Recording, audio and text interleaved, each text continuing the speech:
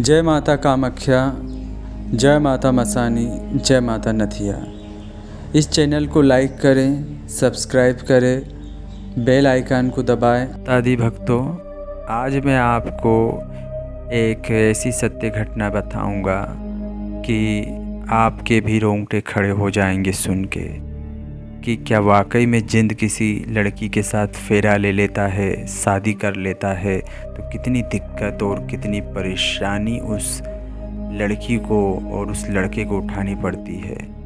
इसका जीता जागता उदाहरण माँ कामाख्या मसानी दरबार में देखा है हमने। वही बातें मैं अब आपके साथ शेयर करता हूँ। माँ का दरबार मंगलवार शनिवार लगता है, यथावत उसी प्रकार लगा हुआ था। मंगलवार के दरबार में कुछ लोग अपनी बेटी को लेके आए। वो बहुत ही कमज़ोर दिख रही थी, ठीक तरीके से खड़ी भी नहीं हो पा रही थी। और जब उनका नंबर लगा तो वो लड़की को जब माता के पास लाया जा रहा था, जहाँ माँ की चौकी लगी होती है, दरबार लगा होता है, तो वो कई बार गिर गई और बेहोश हो गई। माता ने जब उसकी जांच करी, माँ कामाख्या मसानी ने जब उसकी तंत्र क्रिया के माध्यम से जांच की तो माँ ने ये बताया कि इस लड़की को पहले से ही जिंद की बाधा थी, ये जिंद की गिरफ्त में थी और वही जिंद अब इसे परेशान कर रहा है। परेशान करने का कारण यह है कि उसने इसके साथ फेरे ले लिया है और वो जिंद अब इसे अपनी पत्नी मानता है और इसके ऊपर अपनी हुकूमत करना चाहता है। इसीलिए वो इसके पति के साथ इसका कोई भी दाम्पत्य व्यवहार नहीं होने दे रहा है और इसे बीमार कर रहा है। और यदि उसकी बात नहीं मानती है, जिंद की बात जब वो नहीं मानती थी तो वो उसको यातनाएं देना शुरू कर देता था। उस लड़की को काटने का एहसास होता था कि कोई दांतों से काट रहा है, कोई उसे नोच रहा है नाखूनों से।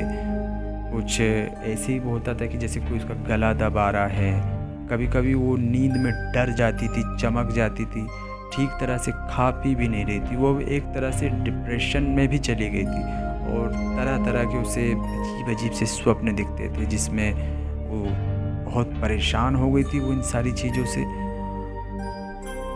ठीक तरीके से खाना पीना ना खाने की वजह से कमजोरी दिन प्रतिदिन बढ़ती जा रही थी। ये सारी घटनाएं उस लड़की के साथ रोज़ाना घटित हो रही थी और वो जिंद रोज़ाना रात में आके उसको परेशान कर रहा था।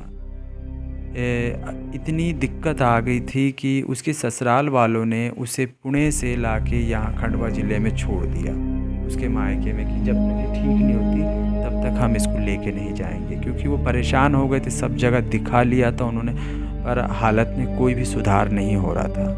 तो वो उसको उसके मायके में ही छोड़ के चले गए। फिर वो लोग यहाँ माँ के दरबार आए। माँ ने जांच करी तो माँ ने जो बताना था वो बता दिया उन्हें। माँ ने कहा कि ठीक है, इसकी तंत्र क्रिया करा के इसका एक उतारा कराओ जिससे वो जिंद इसको छोड़ देगा। पर जिंद किसी भी कीमत पे उस लड़की को छोड़ने को तैयार नहीं था। वो कह रहा था कि ये मेरी पत्नी और मैंने सबके सामने और अग्नि को साक्षी मान के इसके साथ फेरे लिए हैं। वो अपनी दुनिया में जाने को तैयार ही नहीं था।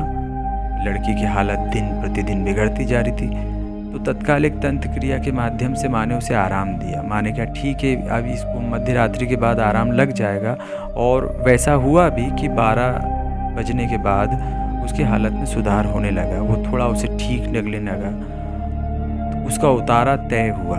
परंतु यहाँ उतारे के समय एक अजीब सी घटना घटित हो गई जो मैं आपको बताता हूँ। वो ये थी कि उसका 1 जनवरी को उतारा तय किया गया था, 1 जनवरी को, और सारी तैयारियां कर ली गई थी कि आज 1 तारीख को उसका उतारा हो जाएगा और इस जिंद बाधा से वो हमेशा के लिए मुक्त हो जाएगी।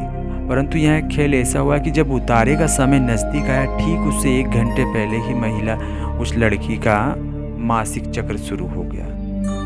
वो उसकी माँ और परिवार के लोग घबराए हुए माँ कामाख्या मसानी दरबार आए। लड़की को नहीं लाए वो। उन्होंने मुझसे संपर्क किया। मैंने कहा क्या हुआ? तो उन्होंने बोले कि ऐसी ऐसी बात है कि हमारी लड़की का मासिक चक्र शुरू हो चुका है, अब वो 7-8 दिन इस अनुष्ठान में नहीं बैठ पाएगी। तो मैंने उनसे कहा कि जब उसका मासिक चक्र शुरू होने ही वाला था तो आपको दिन तय नहीं करना था, आपने कुछ विधियां ऐसी लेनी थी तंत्र क्रिया से माँ से कि जो उसके मासिक चक्र के बाद ही सभी उतारे की क्रियाएं शुरू होती। तो उन्होंने कहा कि उस लड़की का मासिक चक्र 20 तारीख से शुरू होता हैगा, परंतु आज तो 1 ही तारीख हैगी। जब माँ का ध्यान कर रहा मैंने और देखा उन सब चीज़ों को, तो मुझे ये पता चला माँ की कृपा से कि ये तो एक जिंद की करामात है, जो वो नहीं चाहता था कि ये अनुष्ठान में बैठे और हमेशा के लिए उसकी चुंगल से मुक्त हो जाए। मैंने कहा ठीक है, सब माँ पे छोड़ दो, माँ सब रास्ता बनाएगी। 20 तारीख के बाद ही उसका सब काम करेंगे। जब उसका मासिक चक्र खत्म हुआ तब उसका उतारा कराया गया विधिवत तरीके से। मध्य रात्रि के लगभग उसके तंत्र क्रिया के माध्यम से उस जिंद को माता रानी ने उससे हमेशा हमेशा के लिए दूर कर दिया और इस प्रकार से वो बच्ची उस जिंद के चुंगल से छूट गई। आज वो पुणे में अपनी ससुराल में अपने पति के साथ सुखमय जीवन जी रही है। तो ऐसी माँ कामाख्या की महिमा, माँ कामाख्या मसानी की महिमा है। जय माता दी भक्तों।